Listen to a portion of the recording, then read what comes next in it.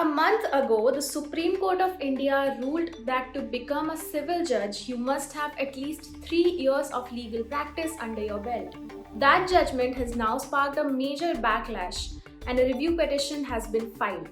Let's look into the development in today's episode of Straight Up by edX Live with me, Soumyanki Yadav. Filed by Chandrasen Yadav, a young judicial service aspirant and a practicing advocate, the petition calls the rule unconstitutional, unfair, and exclusionary. So, what does the judgment say? The Supreme Court directed all state governments and high courts to amend their service rules so that only candidates with 3 years of experience as an advocate can apply for the civil judge exam. According to the court, the goal is to ensure that fresh law graduates don't enter the judiciary without sufficient courtroom experience. Now, the review plea filed through advocate Kunal Yadav argues that the rule should be implemented only from the year 2027 onwards to avoid unjust exclusion of recent graduates, those from 2023 to 2025 batches who have been preparing under the previous eligibility criteria.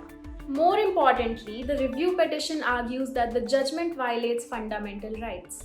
It states that the rule goes against Article 14, the right to equality, Article 16, equal access to public employment, and Article 19(1)(g), the right to choose any profession. According to the petitioner, there is no data to prove that candidates with 3 years of legal practice make better judges. In fact, the plea highlights that the mandate disproportionately affects women, first-generation lawyers, and economically weaker students. The petition also contends that the Supreme Court is overstepping its role, as recruitment rules for state services fall under the jurisdiction of state legislatures and public service commissions, not the judiciary.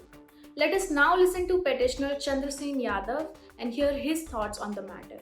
Supreme Court's judgment mandating 3 years practice in courts merely relying on the affidavits given by various high courts and states has made an apparent error by saying that fresh law graduates lack in practical exposure because they have obtained a degree certificate by a recognized university or college, and in the degree practical training is part of the syllabus.